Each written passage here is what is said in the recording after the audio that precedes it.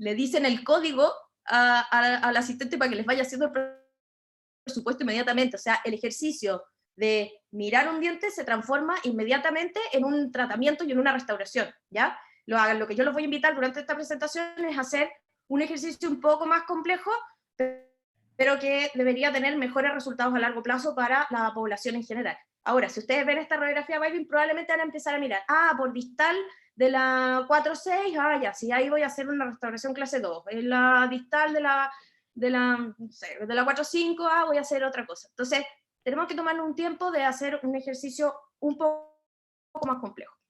Y bueno, lo mismo que estaba diciendo antes, que hemos estado haciendo tradicionalmente, y me imagino que muchos de ustedes, y yo también me incluyo, o sea, no estoy diciendo que yo lo hago perfecto ni nada, pero estoy tratando de predicar una palabra diferente para cambiar la actitud de todos nosotros. Lo que hemos estado haciendo nosotros es mirar una boca, ver si hay una lesión, mirar una radiografía, confirmarlo para quedarnos tranquilos casi mentalmente, y después tomamos una turbina y hacemos una restauración, ¿ya? Entonces, tradicionalmente el mejor dentista ha sido el que el paciente va, le dice, señor, usted, paciente, usted tiene 5 caries, y eso se traduce en 5 restauraciones, aquí está su presupuesto y váyase. Y eso no es lo que nosotros como grupo de cariología, hay un grupo, cariologiachile.cl, hay un grupo de cariología que no es lo que en el fondo proponemos, ¿ya? Y esto también son grupos a nivel internacional que están poniendo otra mirada. Ahora, si leemos esta frase, que dice, que probablemente la han escuchado alguna vez, el completo divorcio de la práctica dental de los estudios de la patología de la caries, que ha existido en el pasado, es una ciencia anómala que no debe continuar. Esto provoca la aparente tendencia que los dentistas son solo mecánicos. Ahora, ¿en qué año creen que se postuló esta frase? Bueno, ustedes no me pueden contestar, pero yo les voy a contestar. Uno diría como, ya, claro, o sea, sí, esto lo deben haber postulado el año 2010, o el año 2005, ya, o sea, tirando el tejo pasado, ya, el 95. No, amigos míos, fue el doctor Black en 1908 que se dio cuenta de que los dentistas se estaban dedicando más a la mecánica que a la biología.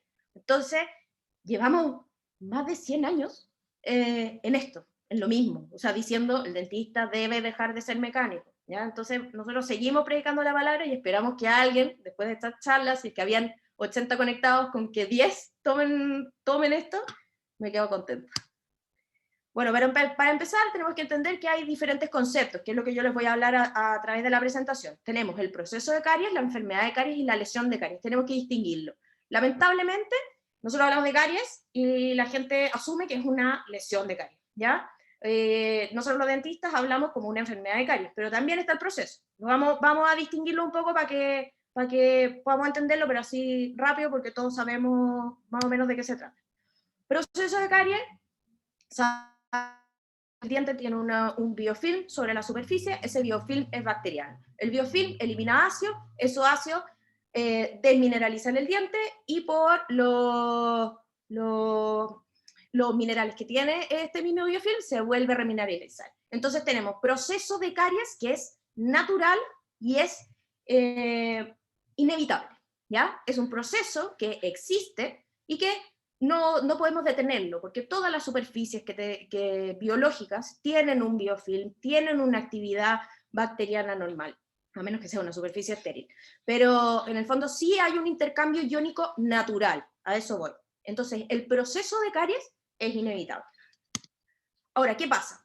Cada vez que yo me alimento, ese proceso de caries va a generar una disminución del pH, que va a generar, acuérdense, típico de cariología de la universidad, bajo el pH 5,5 se va a generar mayor desmineralización que remineralización, ¿ya? Si se acuerdan de cuarto medio, del área bajo la curva, ¿ya?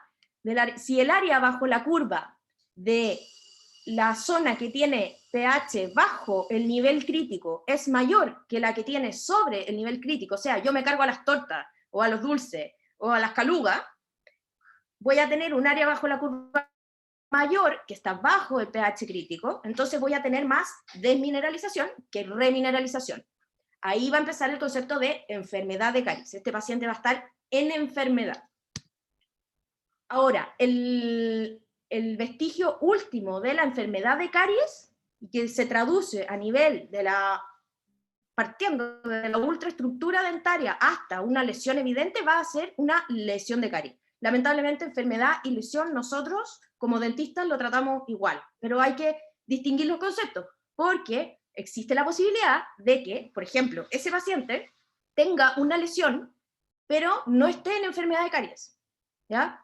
O sea, no tenga la enfermedad, pero sí tenga la cicatriz de alguna enfermedad que sucedió en algún minuto, pero quizá él modificó su ambiente, esa lesión se detuvo, o puede ser incluso que haya una lesión activa y no haya enfermedad, pero en el fondo él modificó su ambiente, ya el área bajo la curva gana la remineralización, pero la lesión sigue ahí.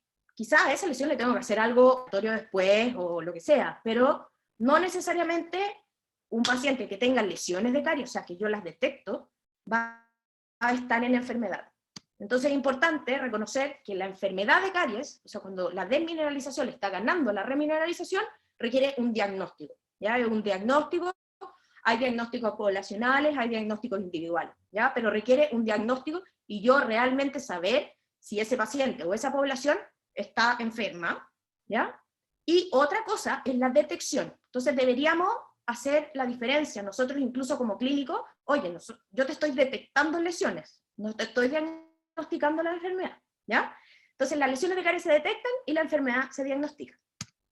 El diagnóstico, muy complejo explicar cómo un clínico, incluso un médico, cualquier cosa, llega a un diagnóstico. Es una cosa que no se aprende en los libros, sino que se aprende entre, bueno, teoría y práctica, ¿ya? Es práctica. Como dice la doctora Aníbal, es un proceso extremadamente complejo que involucra detección de patrones, consideraciones probabilísticas y pensamiento deductivo. Ustedes mismos se habrán dado cuenta que un diagnóstico yo puedo decir, este paciente está en enfermedad de caries o no, dependiendo de la actitud que tiene el paciente. Miren, ahí mismo, número de nuevas lesiones, experiencia de caries que haya tenido antes, dieta, higiene, saliva, otras características cualitativas. Por ejemplo, uno dice, este paciente tiene bajo nivel socioeconómico, está más en riesgo, este paciente es inmigrante, no conoce los servicios de salud, no se sabe cuidar tan bien, no habla el idioma donde está. Entonces, todo eso es un proceso que entra en nuestra cabeza y que uno dice, este paciente sí, tiene más riesgo o tiene menos riesgo, ¿ya? Y ahí uno dice, quizás está en enfermedad de caries, ¿ya? ¿Por qué es importante hacer un diagnóstico? Porque no debemos, obviamente, como en todas las patologías de la biología, de la medicina, no debemos dejar pasar enfermedades que necesiten tratamiento, ¿ya? Y no hacer diagnósticos que no están respaldados, obviamente. O sea, no vamos a hacer una apendicectomía si no sabemos que el paciente realmente tiene apendicitis. O sea, es más o menos lo mismo con la enfermedad de caries. Bueno, y aquí por si le quieren sacar un pantallazo, pero esto es como... bueno, y les dejé abajo el paper del Dr. Pitts, que es como el mejor paper de la vida, si quieren saber de cariología, es como un resumen de todo en 5 páginas, ¿ya? Y con unos dibujos filetes, en verdad es bacán, está en inglés, pero en verdad es súper fácil de leer, es como, de hecho como que lo hicieron como para médicos, entonces como que es fácil, ¿ya? O sea, no es muy odontológico, ¿ya? Si se fijan, la revista es la Nature, pero en el fondo es como bien didáctico, y si quieren partir leyendo en el tema y actualizarse más o menos, este es la revisión como general, ¿ya? Hay factores patológicos que promueven la desmineralización, que todos sabemos, los azúcares, poco flúor, mala higiene, baja saliva, todos lo sabemos. Y factores protectores, que son dieta saludable, cepillarse, flúor tópico, etcétera, y una buena salida. Melita, ¿me escuchas? Entonces ahí yo hago el ejercicio mental, ¿sí? Tenemos una pregunta de la doctora Laura Cruz, que aprovecho de saludar, y creo que es un buen momento para hacerla. Pregunta, Bueno, ¿qué piensas sobre la relación entre genética y caries? Entre genética y caries. La verdad que no es un tema que haya estudiado mucho. ¿Se refiere a como que las caries sean como heredables? O como un factor de riesgo genético. Lo que sí he leído no hay ninguna asociación que diga como que hay un factor de riesgo genético, pero sí se hereda mucho de padre a hijo, pero más por los hábitos y actitudes que tiene la familia, más que un tema genético. Ahora, si me preguntan a mí, yo igual diría que la producción, por ejemplo, de saliva, o la cantidad de mucinas, el clearance que tiene la Otros saliva, factores que es muy protectores, claro. importante para factores protectores, sí, no, te mentiría si he leído algún estudio de que realmente exista, pero sí me hace sentido de que eso es dado por los padres, de tener ciertos factores protectores, o quizás ciertos factores en el fondo que son un poco más dañinos, pero no he leído ningún estudio que diga que haya una relación realmente genética entre que un padre tenga caries y un hijo tenga caries. Sí hay una asociación entre los niveles socioeconómicos, la educación de los padres, la historia de caries de los padres también se traduce en mayor riesgo de caries en los niños, ¿ya? Pero así genética, doctora Lauri, si usted sabe, me encantaría que nos contara después. Gracias. ¿Seguimos? Seguimos. Entonces, el otro tema es detección, ¿ya? Entonces, nosotros hemos tratado de buscar detectar lo más tempranamente las lesiones, porque eso aumentamos la tasa de medidas preventivas que podemos hacer. Si obviamente detectamos lesiones en estados mucho más avanzados, no nos va a quedar otra que restaurar. Entonces, tratamos de buscar las lesiones lo más incipientes posibles, ¿ya? Pero ¿qué pasa? Si es que yo empiezo a buscar lesiones lo más incipientes posible, voy a empezar a sobreestimar las lesiones y voy a tener más cantidad de falsos positivos porque me voy a equivocar más en detectar lesiones porque las voy a confundir con otras cosas. Claro, es mucho más fácil detectar una caries cavitada en dentina gigante, o sea, un IGDA 5, que una mancha blanca que yo la puedo confundir con una hipoplasia, o la puedo confundir con una fluorosis o cualquier cosa, ¿ya? Entonces tenemos que tener un balance. ¿En qué minuto? Porque sabemos que el proceso de caries y la enfermedad de caries parte desde una demineralización de la ultraestructura dentaria, como lo ven ahí en la foto de la izquierda, hasta una franca cavitación, como en la foto de la derecha. Entonces, ¿dónde yo pongo un umbral diagnóstico? Si se acuerdan, la mayoría de los papers, de los artículos, hablan del criterio de la OMS. El criterio de la OMS hace el corte en caries cavitadas en dentina, ¿ya? Que es caries cavitada en dentina, o sea, diente sano, caries cavitada en dentina. Entonces ahí se pierde todo un espectro, que son caries cavitada en esmalte, caries incipientes, mancha blanca, etc. Y ahí han salido otros criterios que hablan de, como el IGDAS, por ejemplo, que habla primera de mineralización en esmalte visto en esmalte húmedo, después en esmalte seco, después en esmalte húmedo, etc. Lo que se propone en la actualidad es detectar en etapas no cavitadas, pero no más allá del ojo desnudo. O sea, ya, si me pongo creativo y empiezo a buscar con un microscopio, obviamente voy a empezar a sobre detectar lesiones que quizás no era necesario ni siquiera tratar. Ahora, como dato, ¿somos buenos para detectar caries? En realidad, o sea, no sé si se acuerdan de epidemiología, de los conceptos de sensibilidad y especificidad. Especificidad es la capacidad de un test para detectar lo sano, y la sensibilidad es la capacidad de un test para detectar lo enfermo.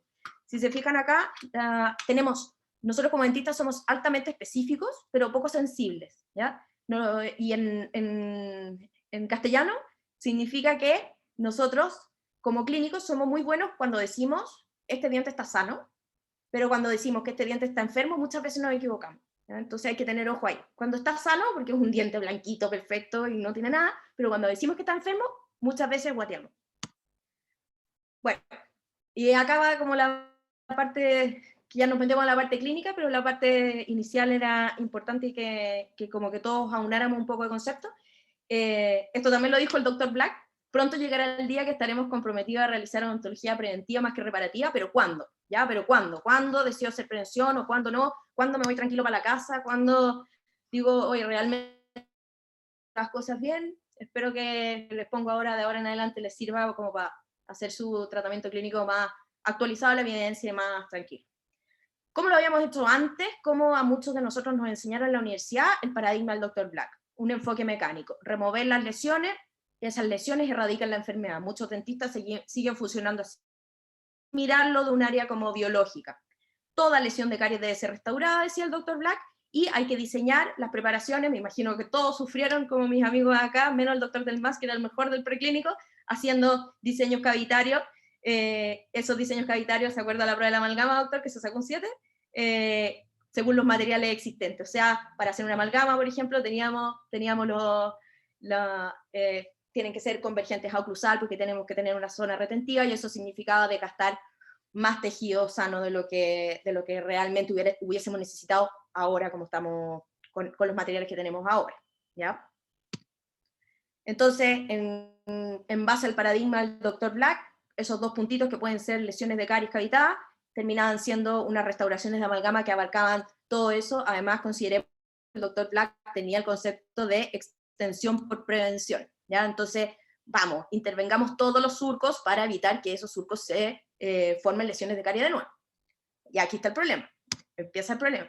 Empezamos a ver este tipo de generación de pacientes. Imagino que muchos de ustedes les ha tocado ver pacientes así, que le dicen, son los pacientes que tienen como alrededor de 60, 70 años, que le dicen la generación metálica en Estados Unidos, se llama como The Metal Generation, porque son pacientes que están llenos de amalgama, ¿ya? Y ahí al que le gusta la operatoria se empieza a chupar los bigotes cuando el paciente le empieza a decir que no le gustan esas restauraciones negras que tiene, que las cambie todas, y uno dice, ya, por cuadrante te cambio 4 por día, y ahí listo, y facturamos todo el resto, ¿no? O sea, ahí la gente que quiere lucrar, y que ojalá no sea así,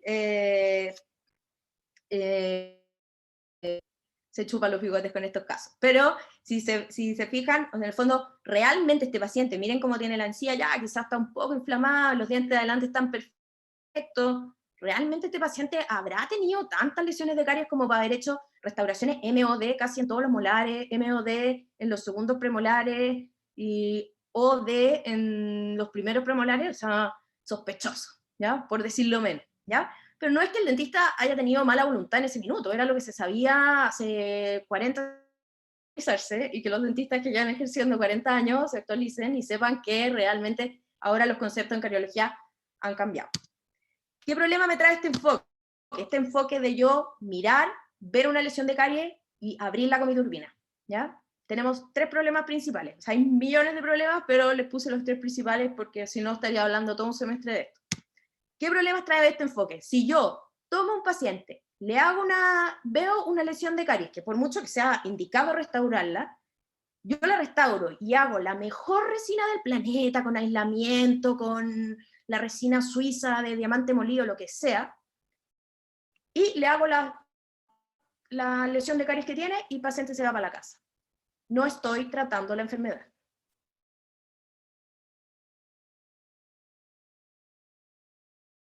Va a seguir con una mala higiene, va a seguir quizá con bajo flujo salival, no sé.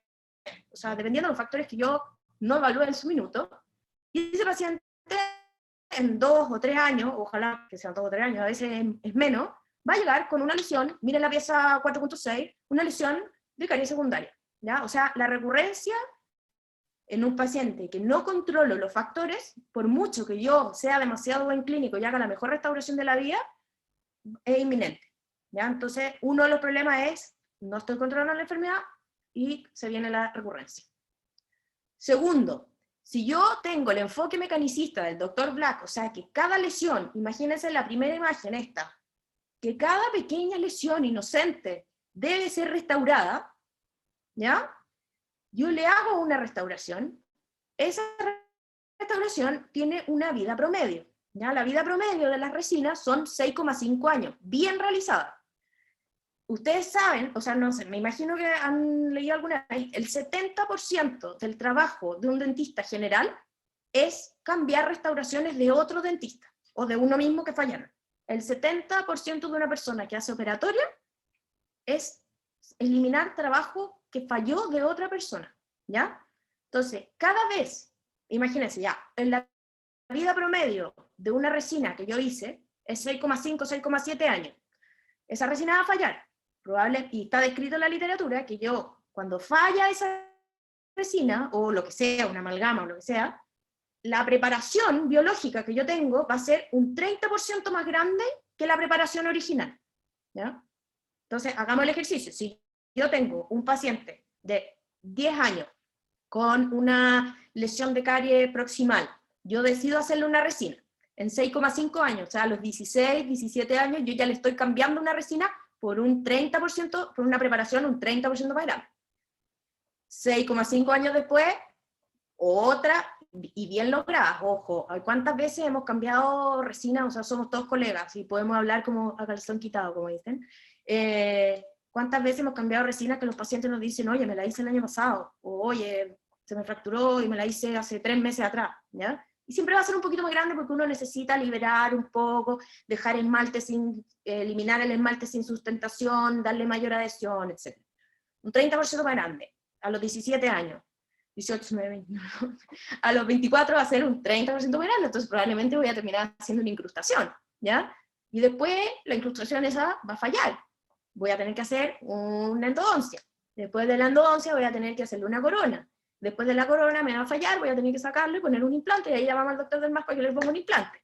Entonces, el mensaje es que tengo que ser muy consciente en cada vez que yo tomo mi turbina y decido hacer una restauración. Porque como dice el doctor Elderton abajo, no sé si, bueno, es Elderton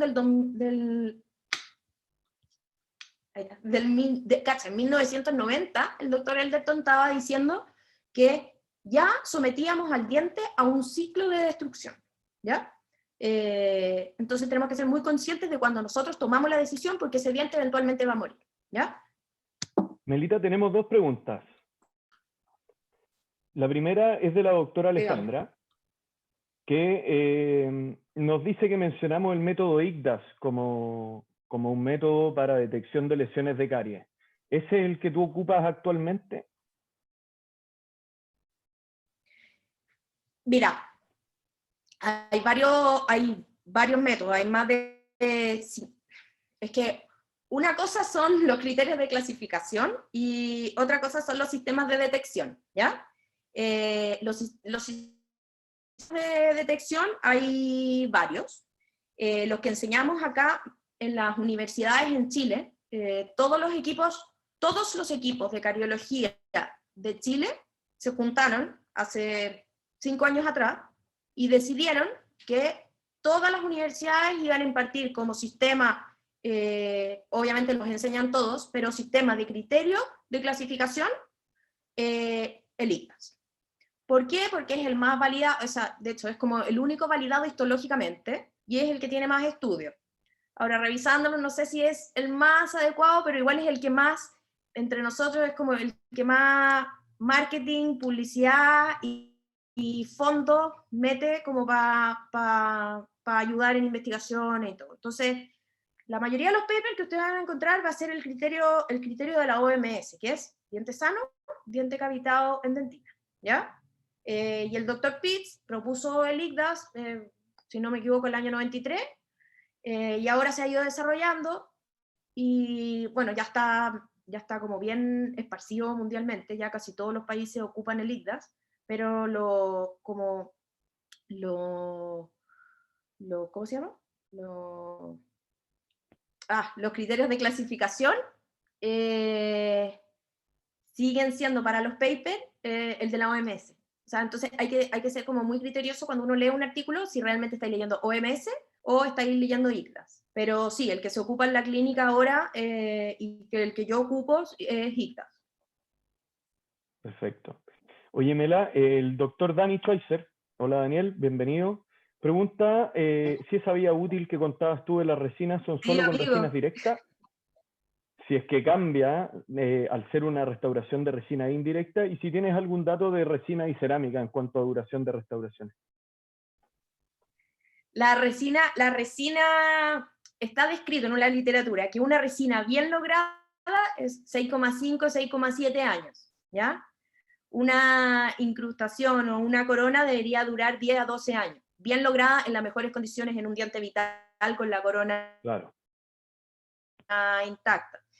Igual, de todas formas, esto no sé si yo como epidemióloga, no sé si confiar tanto en estos estudios porque es muy difícil sistematizar la investigación en estos casos, porque tendría que ser como, para hacerlo realmente bien como corresponde, hacer un corte, o sea, un seguimiento de pacientes de un puro doctor, de una técnica, y es súper difícil en el fondo como decir realmente cuánto va a durar un diente, ¿ya? Por eso también está desarrollado el tema de la odontología basada en la evidencia. O sea, la odontología basada en la evidencia es sumar lo que dicen los papers con la experiencia clínica, con la situación del paciente. O sea, las tres cosas, ¿ya? Entonces yo como clínico puedo decir, oye, a mí me duran más de 6 años la resina, ¿ya?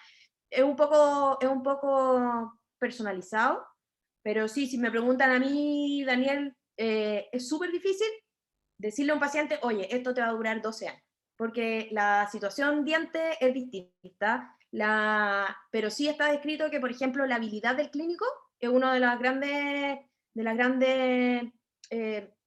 diferenciadores los grandes factores en que la influyen. longevidad de las restauraciones.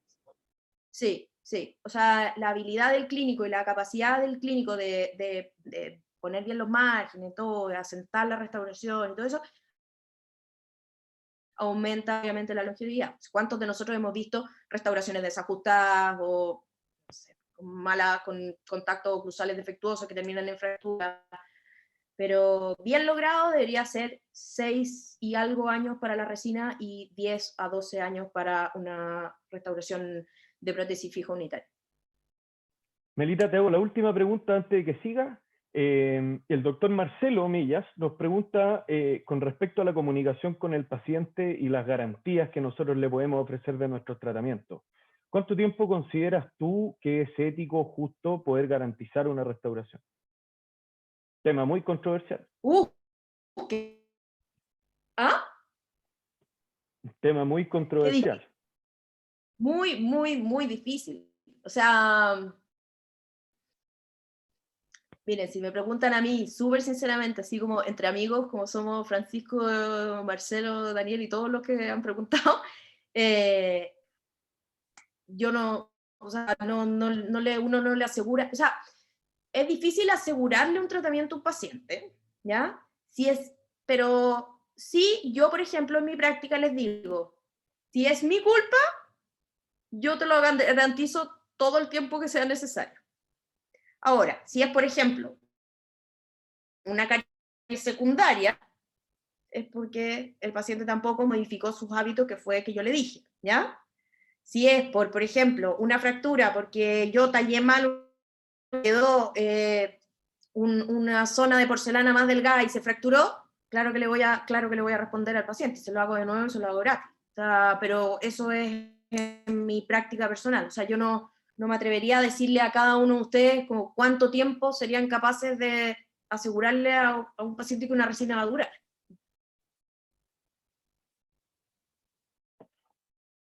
Gracias, Mela, Te por la quedaste pegado, respuesta. Fran. Sí, ahí estoy. Gracias por la respuesta. Podemos seguir avanzando.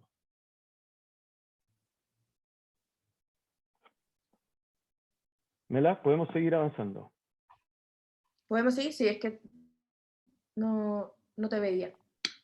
Sí, gracias. Bueno, y el tercer conexión. problema que trae, el tercer problema que trae este enfoque es, bueno, yo otro día les contaré, o algunos que ya me han escuchado antes, porque yo esta diapositiva como que la pongo cada vez que me toca hacer una presentación de caries, es que estamos dedicando como clínicos o como dentistas, en el fondo, todos nuestros esfuerzos a salvar gente que se está ahogando, gente que ya está enferma, ¿ya?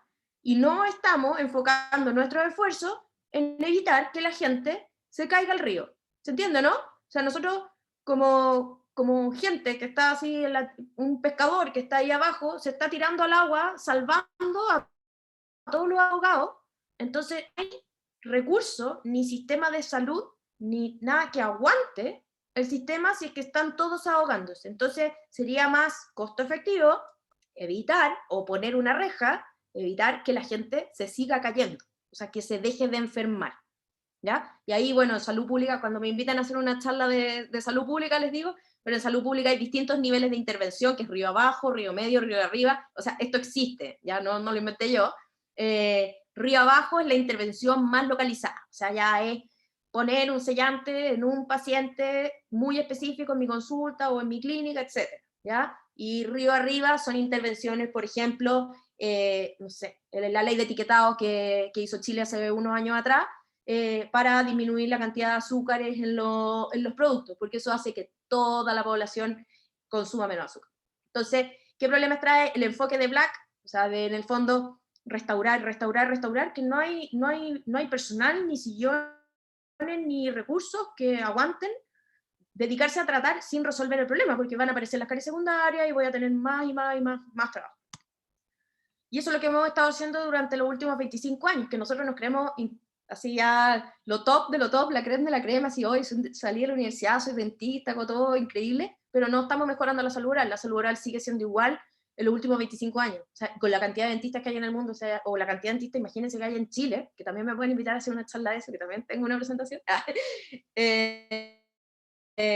tampoco hemos mejorado el problema, ¿ya? Seguimos con índices tremendamente altos de caries, ¿ya?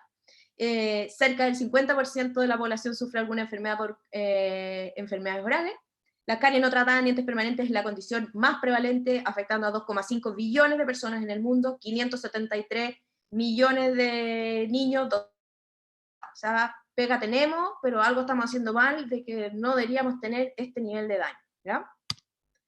Pero ahora fíjense, uno dice como, ya, entonces para solucionar este problema voy a formar más dentistas, ¿ya? Voy a formar mucho más dentistas, entonces se me va a acabar el problema. No, pues, no es así. Y miren los años de los papers, o sea, esto ya se lleva hablando hace mucho rato. El COPD de los pacientes que van regularmente al dentista es mayor que el que no va al dentista. Obvio, pues si cada uno va al dentista y algo hay que encontrarle al paciente, o sea, ¿no? O sea, como que algo le tengo que hacer, porque si no, el paciente llega diciendo que el dentista es demasiado malo, ¿ya? Entonces, el COPD, curiosamente, es más alto en los pacientes que van harto al dentista. Incluso el COPD de las mujeres, esto no lo tengo en la evidencia, si quieren me lo piden después, el COPD de las mujeres es más alto que el de los hombres, porque las mujeres tienen como más tendencia a ir a controles y cosas, como están acostumbradas a ir como a la mamografía, al ginecólogo, no sé qué, como que van al dentista. En cambio, los hombres no van nunca ninguna cosa, entonces tienen menor COPD.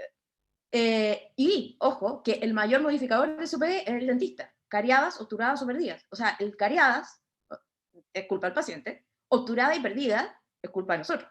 O sea, nosotros la obturamos y nosotros la sacamos, ¿ya? Nosotros somos los responsables de 2 de los 3 índices del COPD, ¿ya? Y sabemos que el COPD es, en adultos, el principal indicador de riesgo, ¿ya? Mientras mayor sea el COPD, mayor riesgo tiene ese paciente. Entonces, al final, yo como dentista, por mis decisiones, le estoy aumentando el riesgo de caries al paciente. Entonces, es como ilógico, por decirlo menos. El mundo Los al revés. pacientes irregulares presentan mayor número de dientes sanos. El mundo al revés. Los pacientes irregulares presentan un mayor número de dientes sanos y libres de restauración en todos los estratos sociales y grupos de edad. O sea, esto no afecta ni edad ni nivel socioeconómico. Individuos que reciben atención dental una o más veces al año tienen menor incidencia de lesiones de caries que aquellos que tienen atención esporádica, ¿ya? Entonces, como que la atención dental tampoco es tan ingerente, ¿ya? Lo que vendría siendo más ingerente es cambiarle los hábitos a los pacientes, o quizá cosas que sean, como les decía, río arriba, intervenciones que sean más río arriba. Pero no es para que se motiven, sino que igual vamos a seguir teniendo pega, pero sí hacer un cambio en el paradigma, ya que es un paradigma algo que aprendí y que yo sigo haciendo porque me enseñaron, ¿ya? Porque mi profe de clínica de cuarto de hace, no sé, ¿hace cuánto salimos, Fran? Hace 12 años, me enseñó que yo tengo que abrir las caries incipientes y yo lo sigo haciendo, ¿ya? Entonces tenemos que hacer un cambio de paradigma, no porque el profe de clínica, cuando yo estaba en la universidad, me dijo que tenía que hacer algo, 10 años después lo voy a seguir haciendo. Entonces tengo que cambiar la forma de pensar. Entonces, el cambio de paradigma propone, y es la doctora Kitt, ahí les dejé el paper, de un enfoque quirúrgico a un enfoque más biológico de la enfermedad, de detección, lo mismo que hablamos, a un diagnóstico de la enfermedad, y extensión por prevención a un enfoque mínimamente invasivo. Mínimamente invasivo no es, me voy a comprar fresas más chicas, ¿ya? Mínimamente invasivo es darle una vuelta antes de intervenir, lo mismo que les decía antes. O sea, pensamos qué hacer y quizá buscar cosas que sean no invasivas antes de tener que restaurar. Y bueno, les dejo recomendado este artículo, que es más o menos lo mismo que vamos a hablar durante lo que me queda de presentación, que no sé cuánto rato me queda. Que también, o sea, como les dije antes, que era el resumen de las caries, este es el resumen del tratamiento, ¿ya? De cómo se maneja a un paciente. El ICDAS derivó en el ICCMS, ¿ya? Que es el de la clasificación y manejo de lesiones, ¿ya? Como que empezaron a dar, después de enseñarnos a hacer detección en el ICDAS, nos enseñaron a manejarla, ¿ya? Esto es la evolución del ICCMS, que es el Caries Care. Si ven a los autores, son como los más cracks de la cariología del mundo, o sea, hasta la doctora Martiñón, el doctor Pitts, el doctor Newton, varios me hicieron clase a mí en Londres, el doctor Banerjee, que vino a Chile, acá, y la señora estaba así como, y señora inglesa, viendo que el metro se incendiaba, era fue como tragicómico, en verdad, ¿ya? O sea, fue Pésimo trágico, momento. pero igual era como divertido como ella lo planteaba. Sí, pésimo momento, para venir así a conocer el país, imagínense.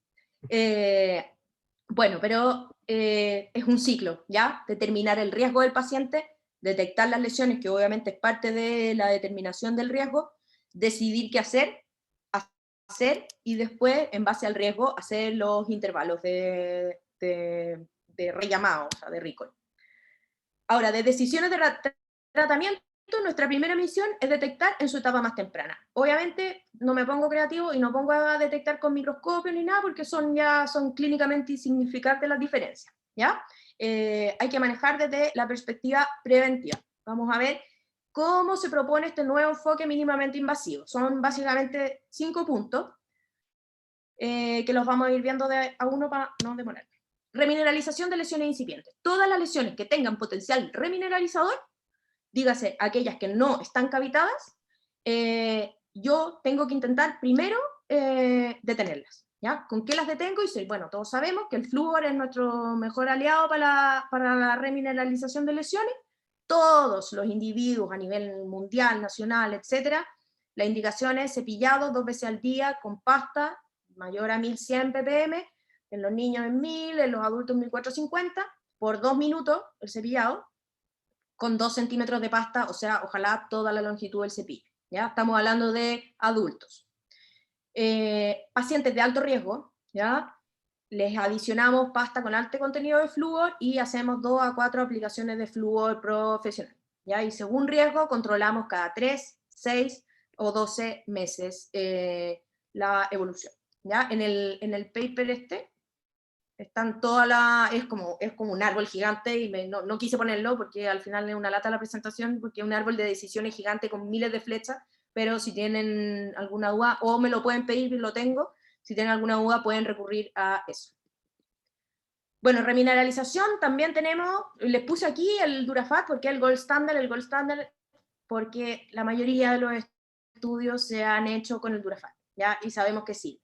Han salido otros estudios con otros tipos de barnices, por ejemplo el CleanPro, que también o sea, que es de la 3M, que es una empresa gigante, que se propone como un barniz inteligente que además de tener flúor, 22.600 partes por millón, igual que el Durafat, tiene calcio y fosfato, ¿ya? Entonces ellos proponen, en estudios in vitro, por lo que se ha propuesto, que deja el esmalte con mayor microdureza y resistencia al ataque ácido, ¿ya? Entonces serviría un poco más. El doctor Banerjee, que ha venido 2 veces a Chile, es bien fan del CleanPro y tiene un magíster, no sé si lo han visto, tiene un magíster en King's College de odontología mínimamente invasiva, y este es el flúor que ellos usan, así que algo de evidencia deben tener al respecto, porque lo recomienda muchísimo.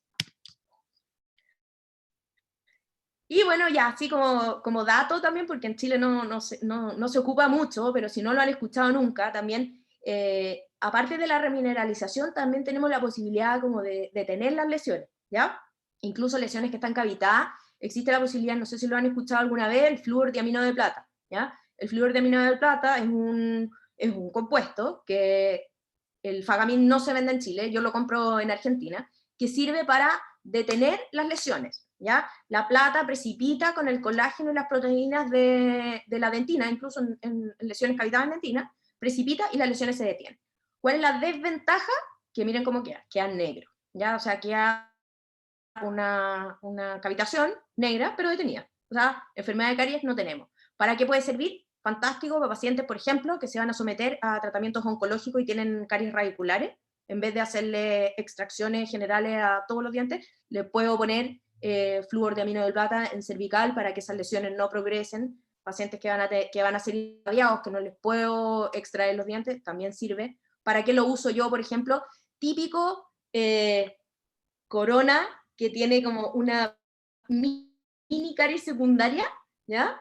Y que todavía no causa problemas, y que uno dice como, ay, ¿qué pasa si la dejo ahí un tiempo? Le pongo un poco de Fagamin, cosa que se detenga esa lesión y le dé más vida a esa corona antes de cambiarla, ¿ya? También ha salido, y acá lo venden, es de la SDI, el Rivastar, que es es el mismo flúor de amino de plata, pero con yoduro de potasio. Ellos proponen, y lo hemos probado, sí funciona mejor, de que la adición del yoduro de potasio evita la mancha que quede negro, ¿ya? Pero igual el Ribastal proponen hacer esto y ponerle como un ionómero encima, cosa de que como que no se vea la zona como más oscura. No sé si lo han probado alguno de ustedes alguna vez, pero son dos métodos que sirven para detener lesiones sin tener que hacer mucha intervención. O sea, que vendría siendo mínimamente invasivo como yo les he estado proponiendo que debería ser la odontología. Y bueno, fácil, Melita, reducción de bacterias que ¿sí? te interrumpo porque la Carito Sinclair nos pregunta hoy día cómo se hace la remineralización con flúor, y me parece que es una pregunta excelente y que nos va a entregar mucha información a todos. Pregunta si es semanal, si se aplica una vez, 4 veces, si es una aplicación única, etcétera, como cuál es el protocolo. Ya. Gracias, Chari. Me imagino que a muchos le enseñaron, y esa es una pelea importante que hemos tenido en las universidades con casi todos los equipos que no son de cariología, ¿sí? Entre nosotros que no son de cariología, le enseñaron que había como una terapia de flúor, que era de una vez a la semana durante 4 semanas. Ya, me imagino que muchos han pasado por eso, y que es válido, porque a uno se lo enseñaron, pero ahora se dieron cuenta, o sea, no se dieron cuenta, pero las últimas investigaciones indican que los gránulos de por lo menos el Durafat, ¿ya? No sabría decirles del Crimprobarbitz, pero del Durafat duran hasta 6 meses sobre la superficie dentaria, ¿ya?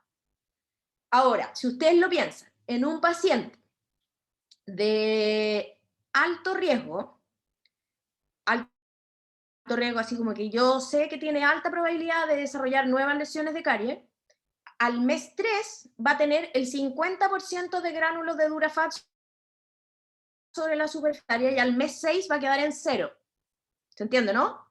Entonces, en un paciente de alto riesgo, yo debería citarlo a 3 meses a reforzarle el flúor, porque yo no quiero esperar de que al mes 6 llegue sin nada, ¿ya?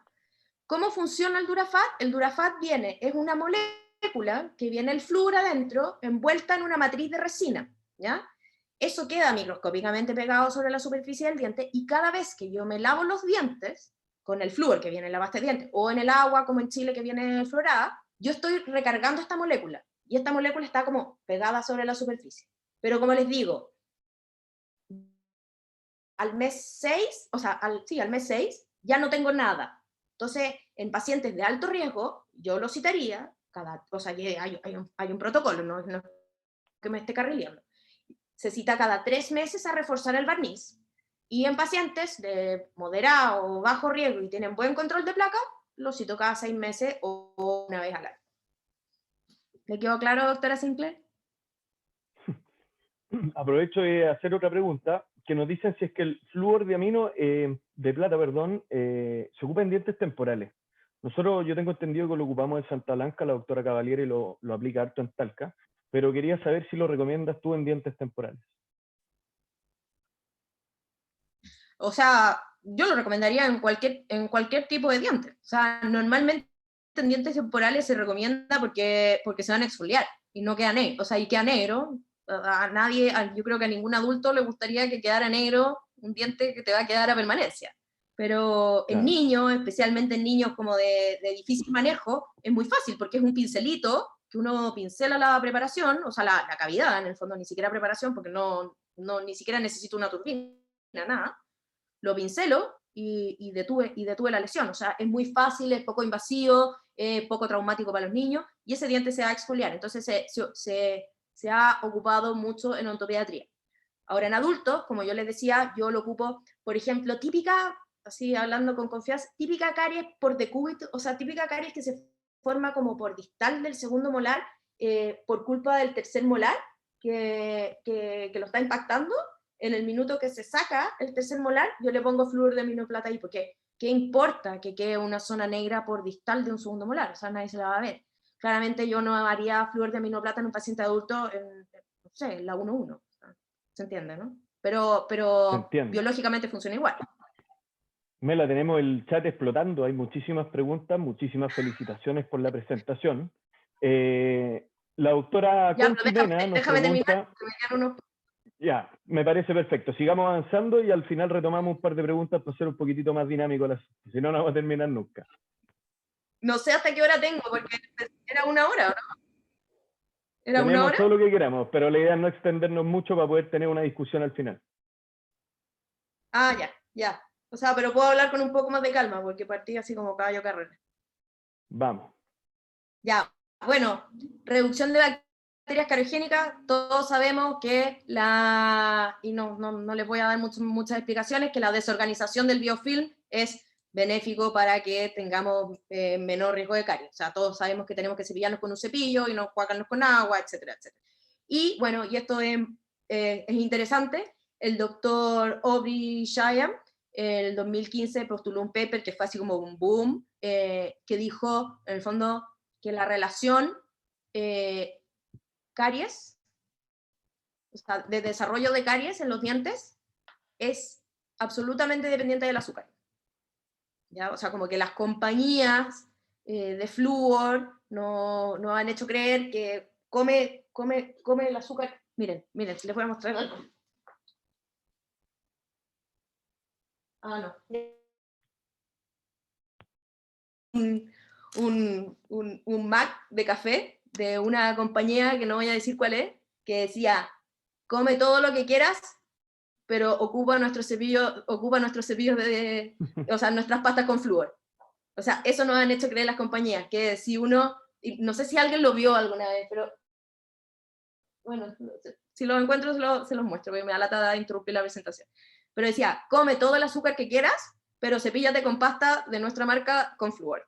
Oh, ya, entonces el doctor Shyam es como bien estricto en esto y dice como, no, la relación azúcar-caries es estricta, o sea, si yo eliminase el azúcar de la vida de la población, no tendríamos caries y solucionaríamos el problema, ¿ya? Pero es un poco complejo, o sea, si los médicos no han logrado disminuir la obesidad, nosotros tampoco vamos a lograr que el paciente deje sus hábitos por no tener caries. O sea, hay gente que se muere por obesidad, imagínense por tener una carie.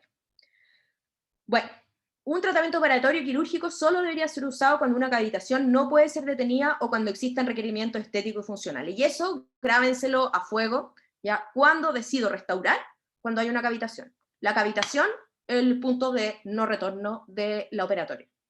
Antes de la cavitación, puedo hacer 1000 cosas más no invasivas, ¿ya? Y acá va la justificación de por qué puedo hacer cosas más mínimamente invasivas, ¿ya? Por el desarrollo de materiales adhesivos, ¿ya? El Dr. Black, con lo único que se manejaba era con la amalgama, ¿ya? Y las amalgamas necesitaban una cierta retención, una cierta profundidad, o si no se fracturaban, se salían, etc. Ahora tenemos resinas que yo puedo hacer un mini punto, y de hecho sabemos que las resinas adhieren mucho mejor a esmalte que a dentina, ¿ya? Entonces, hacer restauraciones conservadoras es mucho más fácil, ¿ya? Y también el concepto de dientes para toda la vida, lo mismo que les dije, o sea, tenemos que tener ya que la expectativa de vida en nuestro país y en el mundo se ha alargado, quizá hace 100 años la expectativa de vida era 40 años menos que ahora. Ahora en Chile la expectativa de vida es como 94, 96 años, si no me equivoco, entre hombres y mujeres. Pero imagínense, o sea, ese diente que yo intervine a un niño de 6 años, le tiene que durar hasta los 94, 96 años. Entonces tenemos que tratar de, como decía mi querido doctor Córdoba, aplazar el momento de la rehabilitación, ¿ya?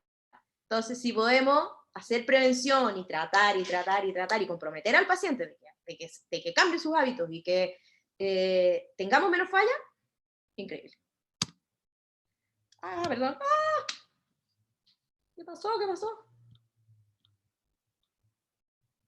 Entonces, lo mismo, ¿por qué a veces es necesario intervenir? Incluso, no les voy a leer todo, pero incluso la doctora Nivat dice que la única justificación de que es necesario intervenir es porque, como la preparación está cavitada, uno no se puede cepillar efectivamente en esa zona, porque obviamente el cepillo no llega y el fluoruro no alcanza a penetrar. Entonces, lo que hace es, esa superficie que está cavitada, llevarla a la superficie, cosa de que la higienización sea más fácil, pero la enfermedad de caries sigue ahí. Entonces, yo solamente estoy extendiendo la superficie, cosa que el paciente se pueda cepillar, pero tiene que ir de la mano de un cambio de actitud, porque si no, se va a formar una caries secundaria, ¿ya? Entonces, es como para darme tiempo para yo cambiar los hábitos del paciente. Bueno, y función, estética, etcétera. Obviamente, si un paciente anda con un molar decapitado, hay que hacer algo, o sea, no hay vuelta atrás, pero estamos hablando de cardiología.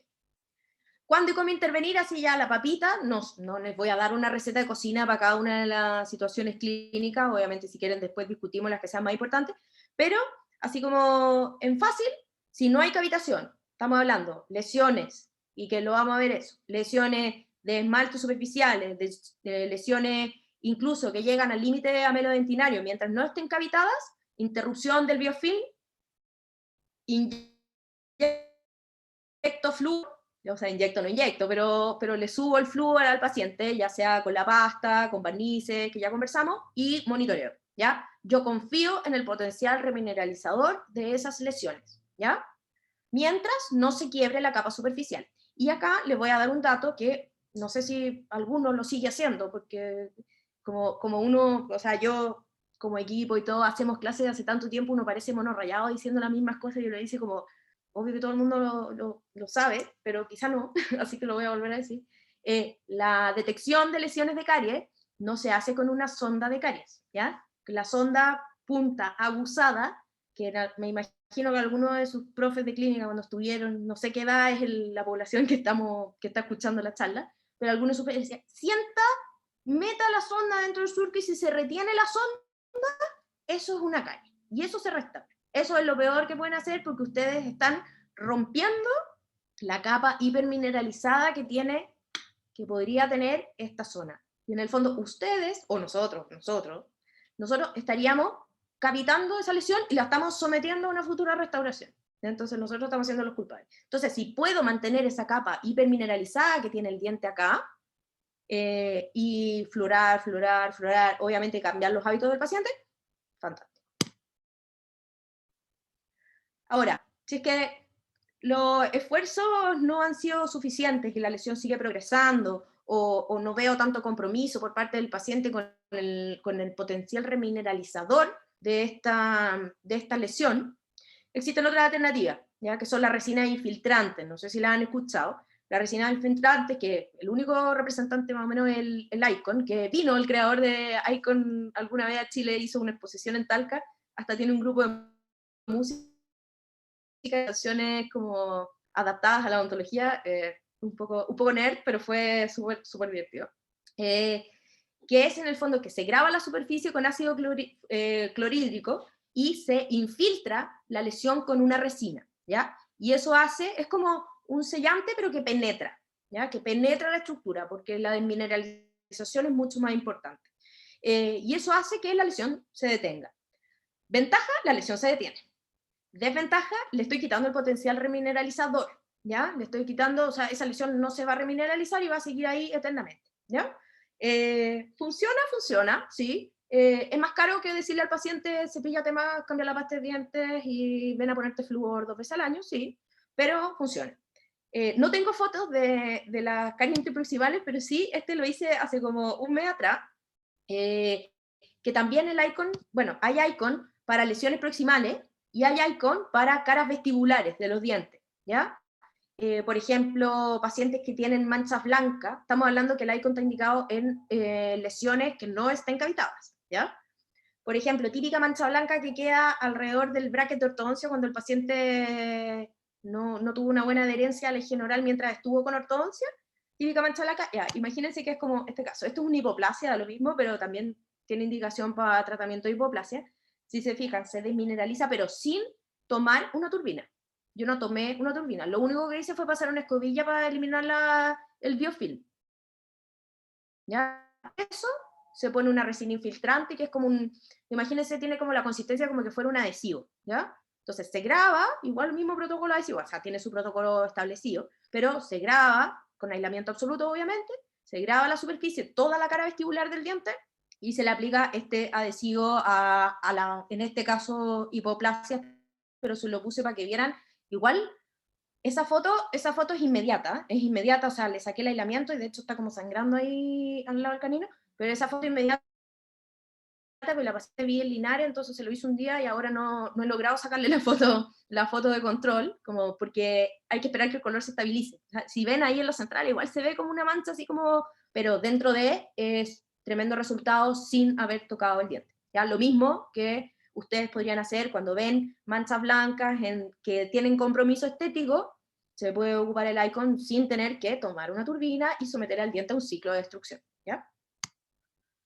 Ahora, lesiones ICDAS 3, o sea que ya son microcavitaciones en dentina, tenemos otras alternativas, pero siempre se propone un tratamiento mínimamente invasivo en pacientes de bajo riesgo que tengan el surco un poco más abierto, o sea, que sea posible de limpiar, se propone el uso de flúor, y en pacientes de alto riesgo, o sea, que sean poco comprometidos, que yo como clínico vea que no tienen las habilidades para cambiar su dieta o su higiene, se puede poner un sellante. Acuérdense que tengo sellantes, tengo sellantes terapéuticos que sirven en el fondo como para sellar la lesión y que no siga avanzando.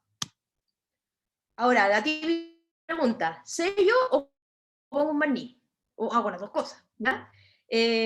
Acá, si miran a los autores, también están como hartos cracks de la cariología. El doctor Chestnut, este es un estudio en Inglaterra, en resumen, para que no sea muy largo, vieron que el flúor, puesto 2 veces al año, y aplicado a los 36, en 36 meses, tienen la misma efectividad, pero el flúor es más barato, ¿ya? Porque todos sabemos que el flúor, o sea, el Durafat creo que son, si uno calculara el tubito de Durafat, creo que son como 300 pesos por paciente, ¿ya? Entonces es mucho más barato que tener a un dentista experimentado con un asistente controlando humedad, poner el sellante, citarlo porque el sellante se rompió, etcétera, etcétera. El flúor termina siendo más barato, ¿ya? Entonces, si tienen que elegir y están entre la duda, pónganle flúor. ¿Mm? Ahora, franca cavitación en esmalte, se propone acá, por ejemplo, el doctor Black habría hecho una amalgama oclusal gigante, ¿ya? Ahora, con los materiales adhesivos que tenemos, podemos hacer microcavitaciones donde el tejido esté más afectado, ¿ya? Y lo que se propone es restaurar con resina, incluso se puede, si es que son pequeñas, se puede restaurar con resina fluida, si es que ya es un poquito más grande, restauro con resina común y corriente, la compacta, y si es que veo que hay surcos que pueden estar más en riesgo, puedo incluso ponerle un sellante al resto de los surcos, ¿ya? Eso sería como lo más conservador en estos casos. Y ahora cuando hay cavitación, y ahí empieza otro problema. Ya acá, bueno, el paciente no tiene ninguna posibilidad de poder limpiarse, o sea, el cepillo jamás va a llegar a esa dentina. Pero sí, hay que remover el tejido, hay que remover el esmalte que está desmineralizado porque necesito con una resina adherirme, hay que remover la lesión, o sea, la lesión de caries en las paredes, mantener y con preparaciones conservadas, o sea, lo más conservador posible, siempre y cuando esté adhiriéndome a esmalte sano, ¿ya? Y aquí empieza una pequeña controversia que es interesante, que dice, ¿hasta dónde remuevo? ¿Ya? ¿Hasta dónde remuevo? ¿Qué tanta dentina saco? ¿Ya? Me imagino que algunos de ustedes les enseñaron que con la sonda ustedes tenían que raspar la dentina y sentir el chirrido, ¿cómo era, Fran? ¿El chirrido dentinario? ¿El grito dentinario? El grito dentinario. ¿Cómo le decían? El grito dentinario. Sí. ¿Ya? Y eso significaba que la dentina estaba dura, sana y prístina y lista para recibir mi restauración. Eso ya no es así. Les dejé el paper. Incluso la doctora Aníbal es como kamikaze para esto, o sea, como que dice, las restauraciones ya no son necesarias, solamente háganle como una tacita abierta, cosa de que entre el flúor, o sea, así nomás, o sea, y deja a los pacientes con los cavidades abiertas, que quizás un poco kamikaze como para todos nosotros, o sea, como que ya falta un poco de tiempo para digerirlo, pero sí, y les puse esa imagen de la coronita metálica, porque hay una técnica que se llama la técnica de Hall, que fue la primera en demostrar que si yo sello una lesión de caries y la dejo ahí en el tiempo, esa lesión sellada con los márgenes perfectamente sellados no progresa. Se llama técnica de Hall, búsquenla después, pero no tengo tiempo para explicarles todo, pero me encantaría. Ahí se demostró que una lesión de caries no progresa, ¿ya? Entonces ellos quizá si yo saco la lesión de caries solamente de las paredes, para que no se me quiebren, pero dejo un poco de lesión de caries en el fondo de la preparación, siempre y cuando tenga un piso firme, para que la restauración no se esté hundiendo, obviamente. O sea, tiene que ser con una consistencia suficiente para que me dé un piso, pero no tanto como para dejar un puente dentinario muy pequeño, porque si no el riesgo de que se vaya endodoncia, o sea, de una pulpitis o de cualquier problema endodóntico, es mucho mayor. De hecho, los autores dicen que esta dentina es el mejor protector pulpo-dentinario. Si uno remueve parcialmente, dejando un piso firme, obviamente, para que la lesión se mantenga estable y los márgenes porque si yo tengo una restauración y está haciendo así todo el tiempo, porque tengo un colchoncito blando abajo, obviamente se va a desajustar de los márgenes. Pero si yo tengo un piso firme, sin necesidad de tener que llegar a dentina sana, los márgenes para siempre. O sea, no para siempre me va a durar los 6,5 años que ya les había dicho antes quizá, pero va a ser una buena restauración, y bien indicada, y probablemente ese diente no se me va a ir a endodoncia. ¿Ya? ¿Se entiende, no? ¿Bien? Sí, vamos súper. Bueno, esto, los autores les puse fotos porque son los cracks de los cracks de la cariología, la doctora Kidd, que es de King's, el doctor Fejerskov, que vino a Chile hace como 2 años, lo invitamos de la Universidad Mayor, y la doctora Nigal, que la invitó el doctor Aranguis a la Universidad de los Andes. Han sido grandes exponentes y es un lujo escucharlos y compartir con ellos. Así que bueno, en resumen, no es necesario remover tanto. ¿Cuánto remuevo? Dato. La doctora Aníbal decía que con la cuchareta, uno puede elegir remover caries con una fresa de baja de Carbide o con una cuchareta de caries. La fresa de baja tiene que ser sin hacer fuerza, lo que dice ahí en el paper, y si quieren revisarlo bien, sin hacer una excavación vigorosa, ¿ya? O sea, sin hacerle fuerza. Lo que salga sin hacer fuerza es suficiente, ¿ya? Lo demás es como, ¿se han fijado cuando uno se come un pay de limón? Y hay gente que le saca como el merengue y después le saca la parte como amarilla y después queda la parte de galleta y queda la parte de galleta y la parte de galleta mojadita de arriba queda como fácil de salir y la parte de abajo que está como más cocinada es más durita. Más o menos esa es la consistencia, ¿ya?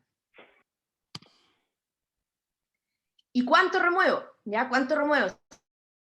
Si se fijan, bueno, este es un paciente mío, que yo en este caso, por ejemplo, miren la pieza 18, la 4-7, tiene una lesión de caries que quizá muchos de ustedes, o quizá yo hace un tiempo, que ahora me he ido poniendo cada vez más kamikaze para mis decisiones de tratamiento, la habría mandado en endodoncia, o sea, donde la doctora Fernanda Gran, directo, una feña, hazme la endodoncia, porque mira, o sea, está casi encima del cuerno, y más encima a mí me enseñaron en la universidad, que es verdad, que la radiografía subestiman en un 30% la lesión de caries, entonces esa es un 30% más grande de lo que yo estoy viendo, entonces probablemente ya, o sea, está perforado eso, está perforado, ¿verdad? Pero si uno se mete, elimina caries de forma que les dije, o sea, dejando un piso durito, dejando las paredes limpias, yo por lo menos lo que hago en esos casos es poner ¿ya? Si lo logro salvar 3 o 4 meses después, que es la radiografía de la derecha, veo que se forma un pequeño puente dentinario, o sea, como que algo hay, ¿ya? Obviamente esto, convengamos que tiene que ser en pacientes semijóvenes, ¿ya? O sea, un paciente probablemente de 80 años no tiene la capacidad pulpar recuperativa de generar dentina terciaria como un paciente de, esta niñita está en cuarto medio, o sea, tiene 17, 18 años, ¿ya? ¿Cómo estaba Igual la uno lo intenta. Y sintomatología además que dice que tengo que... No tiene clínica? ¿Cómo sintomatología, estaba la nada. sintomatología? Ok. Sin no, o sea, convengamos que este tipo de tratamientos se tienen que hacer en dientes pulparmente sanos, ¿ya? Y, o sea, sanos y vitales. O sea, muchas veces yo me meto a excavar con una fresa de Carbide, para estar segura de que el diente está vital, me meto a excavar con una fresa de Carbide hasta que le duele un poquito, ¿ya? ¿Se acuerdan la prueba de la cavidad que nos enseñaban en la universidad en algún minuto? Hasta que le duele un poquito, me quedo tranquila, le pongo anestesia, hago el resto. Remuevo toda la lesión de caries, dejo un poco de dentina afectada, como le decíamos antes, de dentina afectada en el piso, siendo que me dé un piso, un sustento estable en el fondo para mi restauración, y le pongo un ionómero. El paciente mira, tení 50% de probabilidades de que esto se vaya en náusea y 50% de probabilidades de que esto se mantenga así. Si el paciente está asintomático, el diente está vital después, se le hacen obviamente las pruebas y todo, bajo el ionómero y le hago una restauración sobre eso. Y lo salvé de endodoncia a una niñita de 18 años, le aplacé, probablemente en 15 años más va a terminar con endodoncia igual, ¿ya? Pero la salvé de la endodoncia a sus 18 años, quizás se lo va a hacer a los 30 o a los 20, o a los 35, ¿ya? Entonces estoy aplazando el momento de la rehabilitación. Y bueno, cuarto punto, reparar más que reemplazar, ya todo, o sea, la evidencia dice, y les voy a dejar algunos artículos, que, por ejemplo, todas esas amalgamas desajustadas, ese pedacito, por ejemplo, de pared palatina, de esa amalgama MOD de la foto de la derecha, se puede reparar con resina, ya todo lo que dure, y eso está indicado, o sea, se pueden reparar los márgenes de composite que estén teñidos, sabemos que resina con resina se adhiere, y sabemos que se pueden reparar incluso con sellante o con resina fluida esas amalgamas desajustadas, entonces no es necesario sacar toda la amalgama, ¿ya? Y bueno, la evidencia dice lo mismo, hay seguimiento a 4 años, seguimiento a 2 años, incluso acá abajo en el paper de la derecha son seguimiento a 12 años, ¿ya? Que dice que la mayoría de las restauraciones aumenta la longevidad al ser reparada y no fallan en el fondo en el corto plazo. Y ahora, otro tema, controlar más que tratar. Yo tomo una radiografía Weitman. ¿Qué hago? ¿Cuándo decido abrir? Miren la radiografía que les puse, ¿ya? Tenemos lesiones de todo tipo. O sea, acá, por ejemplo, tenemos en la... que yo hablo en chileno, por eso me cuesta un poco la internacional. La 4-7, tenemos una lesión oclusal, acá tenemos lesiones proximales, lesiones interproximales, acá tenemos una dentinaria superficial, acá tenemos otra dentinaria superficial. ¿Cuáles abro, cuáles no? ¿Qué decidirían ustedes? O sea, es un tema complejo, o sea, no les digo que yo tengo la solución al tema, pero sí les quiero plantear problemas. Por último, para que se queden pensando, ¿ya? O sea, hay gente que decide, y a mí me han llegado, desgraciadamente, los pacientes de repente traen presupuestos de otras partes, y dice como, hay que hacer, usted tiene 12 lesiones de caries, aunque sean incipientes, hay que hacerle 12 restauraciones clase 2, ¿ya? Pero por eso es típico programa de televisión como bien busquilla que va y como que se va a hacer varios diagnósticos a distintas partes, son distintos criterios diagnósticos, ¿ya? Y criterios de tratamiento, pero, o sea, quiero pensar que no es de mala leche del dentista de querer abrir todo, es porque él cree realmente que eso le va a generar un problema al paciente, o sea, pero sí, tratemos de actualizarnos y tratemos de ver si hay otras alternativas para no tener que restaurar, para no someterlo al ciclo de destrucción.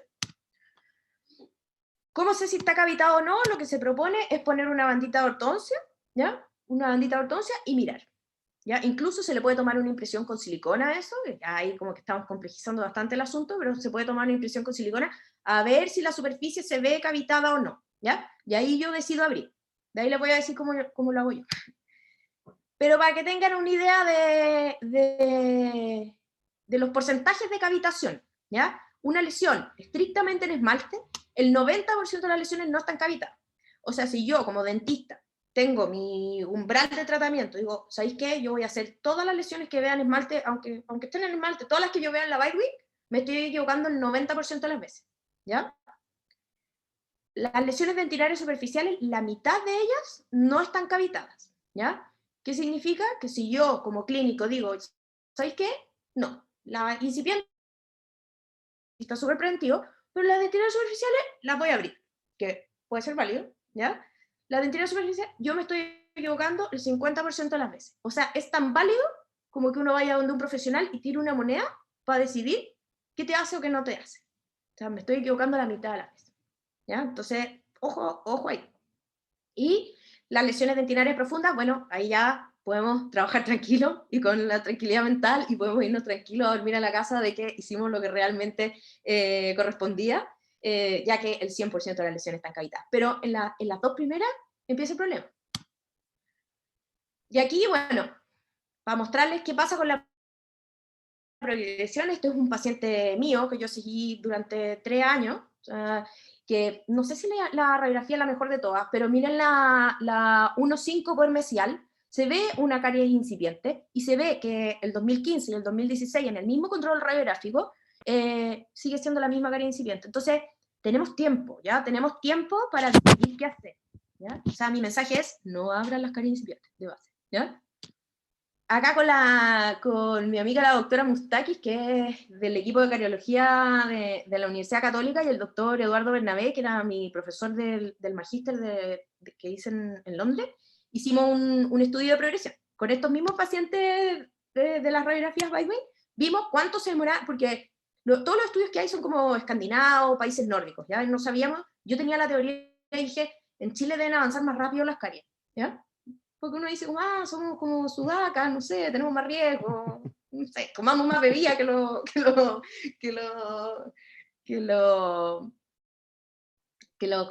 países nórdicos, no sé, ¿ya? Sí, que los países nórdicos. Y en el fondo hicimos un estudio y dijimos como, ya detectamos lesiones de caries en esmalte superficial y vimos cuánto se demoraban en progresar a dentina externa, que es outer dentin, que es la OD. Y después, cuando una lesión estaba dentina externa, que es outer dentin, que es dentinaria superficial, cuánto se demoraba en progresar a dentinaria. ¿Por qué estos dos estadios? Porque son los críticos, ¿ya? Son los críticos desde que el 90% está cavitado y pasa al 50%, ¿ya? Que ahí algo tengo que hacer, y de que el 50% está cavitado hasta el 100%, o sea que eso sí necesita un tratamiento restaurador, sí o sí. Entonces queríamos saber cuánto se demoraban en Chile. Y nos salió esto, que bien parecido a los países nórdicos, en realidad un poco más avanza un poco más rápido, pero es bien parecido. Por ejemplo, si se fijan, una lesión, si ustedes toman una radiografía Baldwin y ven una lesión incipiente,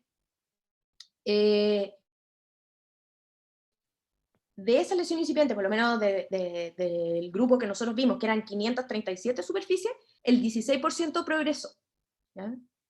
O sea, yo me estaría equivocando en el 84% de las veces, ¿ya? Si decido abrirla, ¿ya? O sea, igual es heavy, ¿o no? Y la progresión de dentinaria superficial a dentinaria, el 60% progresó. O sea, no es tan disímil a lo que yo les decía, que el 50% está encavitado. En Chile un 60%, ¿ya? O sea, el 60% progresa. Entonces, igual tenemos un porcentaje que todavía podemos intervenir de forma no invasiva.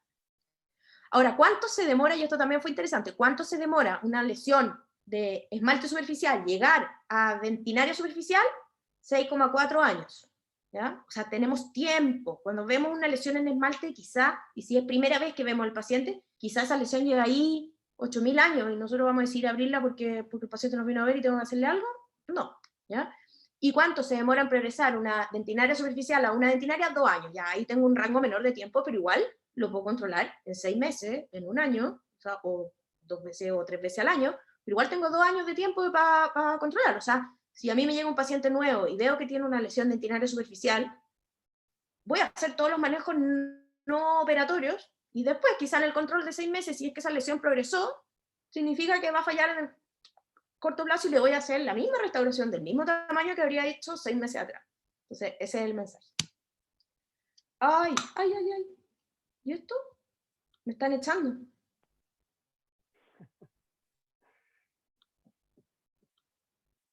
No sé por qué avanza solo. Tengo un poco mal el teclado, parece. No te preocupes, ya vamos. Perdón, a donde estábamos. No hay problema.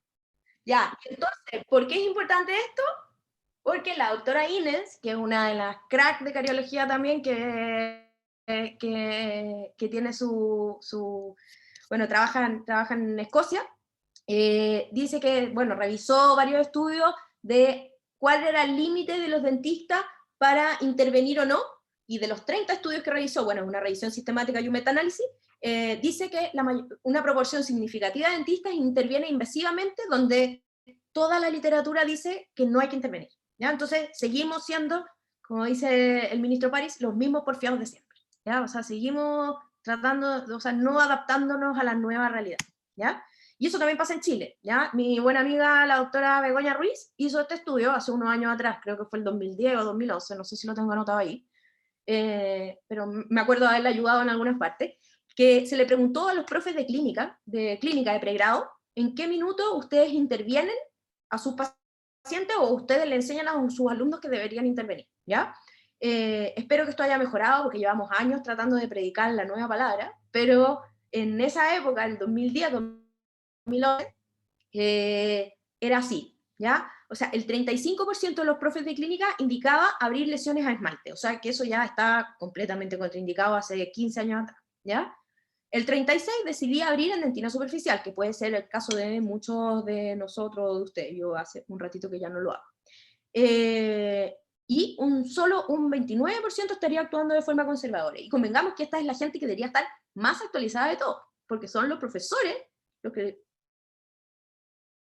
esos son los que deberían estar más actualizados que un dentista que lleva 40 años ejerciendo en su consulta particular, o sea, en mi opinión. Y bueno, por ejemplo acá también, este es de mi amigo el doctor Cabello, que siempre cuando lo cuenta, él es muy divertido para contar, para presentar, no sé si lo han escuchado alguna vez, pero es muy divertido, y dice que los alumnos más jóvenes, de tercero o cuarto año, son súper conservadores y se preocupan de la mini lesión y mínimamente invasivo, pero dice, cuando se van a los consultorios, o sea, se transforman en, así, pero unos, así, cavernícolas, dijo, así una vez dijo, como se transforman en unos cavernícolas, ¿por qué? Porque abren dientes. todo, ¿ya? Y eso es a pelar dientes, ¿ya? Y eso es, en el fondo, bueno, y ahí dice de manera más polite, los datos obtenidos dan cuenta de una práctica más agresiva en los niveles académicos superiores en relación a las opciones terapéuticas que estos escogen. O sea, hay gente alrededor que les está diciendo que los está involucrando en un ambiente más agresivo, ¿ya? Así que tratemos de no transformarnos en cavernícolas. Y bueno, también pasa, y esto es las mismas decisiones de tratamiento, las mujeres son más conservadoras que los hombres, ya solamente por el hecho del género, los jóvenes son más conservadores que los más adultos, y los especialistas son menos conservadores que los dentistas generales, ¿ya? Así que para que tengamos ojo, o sea, solamente nos deberíamos atender con una mujer menor de 30 años y que no tenga especialidad, más o menos. Eso sería el... Y bueno, como corolario a la presentación, y que este artículo también es súper bueno, hace como un resumen y un englobamiento de todo, dice que ahora es el minuto de acelerar el paso desde el foco de restauración a la prevención y mínima invasión, y que se necesita con urgencia un reforzamiento de estrategias disciplinadas para preservar la estructura dentaria y restaurar solo cuando sea necesario. Y espero que les haya quedado claro ese mensaje. Y ahí tengo una diapositiva que está mi correo si me quieren escribir, y el Instagram, que de repente es más fácil contestar por inbox que por mail, porque llegan tantos correos que uno como que se le pasa. Bueno, doctora Melita, muchísimas gracias. La verdad es que excelente presentación de altísima calidad, muy actualizada. He aprendido muchísimo, me entretuve muchísimo, y es un tema que yo no veía hace mucho tiempo. Solamente agradecerte a ti y a todos los doctores que nos acompañan a esta hora. Es un poquitito tarde, pero nos vamos a dar unos minutitos para poder responder un par de preguntas que quedaron rezagadas. Ahora sí vamos a responderle la pregunta a la doctora Mena, que pregunta si es que aplica el protocolo en pacientes de alto riesgo con cloruro de clorhexidina la primera semana del mes para disminuir la carga bacteriana. Es muy válido, sí, muy válido. No lo recomiendan tanto los artículos de cariología, en realidad, pero sí, como con los conocimientos que uno tiene como de biofilm bacteriano, sí, sumado a la desorganización por parte del cepillo de la placa, yo sí lo recomendaría. En los estados iniciales, obviamente, la clorhexidina no se puede ocupar a permanencia. Claro, por tiempos más cortos. También nos preguntan qué herramientas utilizas tú, Melita, para determinar el riesgo cariogénico en tus pacientes. Como les dije, el riesgo, o sea, es un ejercicio muy complejo. Sí, hay tablas de riesgo. El ICCMS ofrece una, que es como un semáforo, ¿ya? la organización británica también, la British Dental Association, la BDA, ¿ya? Que todos tienen sus protocolos como determinar el CAMRA, que también es otro es otro método para determinar sistema de riesgo. valoración de riesgo. Sí, yo la verdad es que en un paciente que se sienta en mi consulta, yo decido qué riesgo le pongo, ¿ya?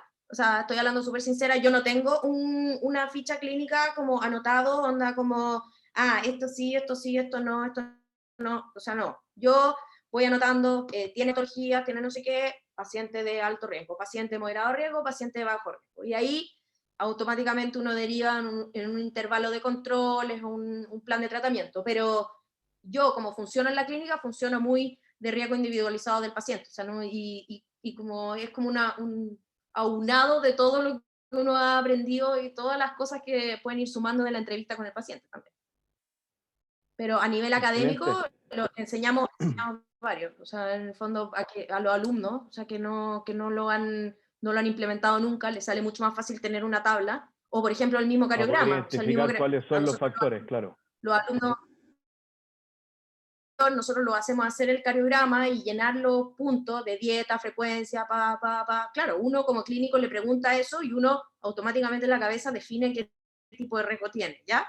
Quizás no estoy haciendo lo más exacto posible, pero estamos hablando de que en la clínica es muy difícil tomarnos 1 hora y media para entrevistar al paciente, o sea, no, yo creo que ninguno de nosotros que hace odontología general o operatoria hace eso, pero sí hacer el ejercicio y ver si el paciente está en enfermedad o no está en enfermedad y qué factores son los que en ese paciente yo tengo que modificar. Melita, para tratar de que no se nos quede ni una pregunta, me preguntan sobre la efectividad de los hilos dentales con flúor. ¿Ah? ¿Cuál es la Los hilos dentales. efectividad de los hilos dentales con flúor? Sí. Ese tema es súper controversial, es bien controversial porque se han publicado estudios que dicen que, no lo digan en voz alta mañana, por favor, a sus pacientes, pero que dicen que el uso del hilo no reduce la incidencia de nuevas lesiones de caries. ¿Ya? O sea, el uso del hilo estaría indicado solamente, o sea, obviamente que hay que usar hilo, pero por problemas periodontales, pero para lesiones de caries no tiene ninguna injerencia, ya sea hilo teflón, hilo con flúor, con cera, da lo mismo. O sea, pero igual, o sea, no somos solo cariólogos, ¿ya? Igual hay que indicarlo, y yo también lo indico, pero por un tema más de periodoncia que de reducir la incidencia de lesiones de caries a nivel proximal. Pero todavía no estoy lista para Perfecto. decirle eso al público en general. Tengo una pregunta con respecto al caso de la caries dentinaria profunda que mostraste de la 4.8, donde dijiste que al eliminar ¿Ya? la caries tú dejabas un ionómero para evaluar la sensibilidad postoperatoria. Sí. Tengo dos preguntas. La primera es, ¿cuánto tiempo le dejas tú el ionómero? Y la otra pregunta es que tengo entendido que Pascal Mañé nos muestra en unos papers hace poco tiempo que el sellado dentinario inmediato, es decir, cuando uno recién elimina la lesión y corta la dentina fresca, por decirlo de esa manera, la adhesión a dentina fresca es muchísimo mayor. Entonces, ¿por qué no hacer un sellado dentinario inmediato en esos casos versus poner un ionómero durante un tiempo? Ya, es que estoy de acuerdo, Fran, estoy muy de acuerdo que el sellado inmediato, yo trabajo harto con eso, o sea, trato de hacer las restauraciones inmediatamente porque obviamente tienen mejor pronóstico, pero en este caso era demasiado arriesgado por la profundidad, o sea, mi alternativa era mandarlo en endodoncia, ¿ya? O sea, porque si uno dice voy a remover esto, probablemente voy a llegar a la pulpa, ¿ya? En este caso, le pongo ionómero, pero si lo piensas, yo voy a remover el ionómero y voy a dejar ionómero solamente en la base, solamente en el fondo de la preparación. Sí voy a tener dentina nuevamente cortada en la periferia y sí voy a tener esmalte sano en la periferia. Entonces igual se sigue cumpliendo el principio Sellado periférico y sellado IDS, Immediate Sealing, y de sellado periférico, en el fondo. ¿Y cuál era la otra pregunta? Ah, ¿cuánto tiempo lo deja? Normalmente lo dejo... Sí, normalmente lo dejo 3 a 4 meses. El ionómero que está indicado en esos casos, no sé si se acuerdan de la universidad que nos hablaban de una técnica que se llamaba stepwise.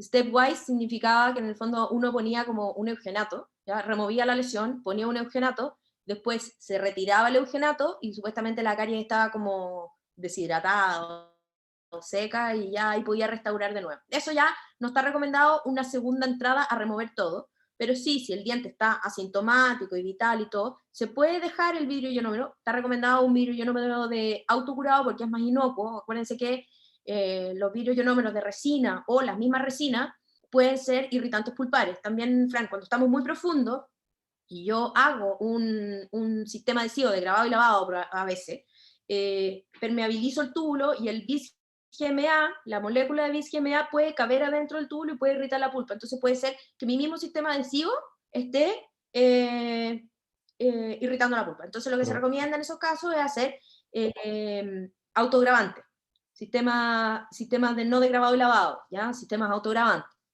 Pero una técnica buena es poner el vidrio ionómero, dejarlo en el piso y después, en el fondo, si el diente está asintomático, etcétera, tranquilito, bajo el vidrio ionómero sin tocar el piso, limpio las paredes y hago eso. Yo normalmente le doy por lo menos 3 o 4 meses, le tomo una radiografía y le pido al radiólogo que me tome una radiografía periapical de ángulo bajo, o sea, que se tome como con angulación de Bywing, cosa de que yo pueda ver, porque obviamente con una periapical voy a perder todo, o sea, lo que quiero ver de puente dentinario, ¿ya? Pero sí quiero ver las raíces, entonces aprovecho de pedirle una periapical de ángulo bajo, cosa de ver el diente completo, pero la distancia de la pulpa con la restauración. Excelente recomendación para ponerle la guinda a la torta, Melita. Te agradezco muchísimo, muchísimo por la presentación, por tu tiempo. Igual agradecer a todos los doctores que están participando hoy día. Pronto les vamos a comunicar cuándo serán nuestras próximas jornadas de actualización, que están realmente on fire. Así que espero verte y tenerte con nosotros de nuevo durante el año, Melita. Que tengan todos una excelente semana y les agradezco nuevamente a todos por su participación. Muchas gracias, que estén muy bien. Obvio que sí, cuando quieran. Muchas gracias a ustedes por la invitación. Gracias, doctora, que esté muy bien. Buena semana. Chao, chao.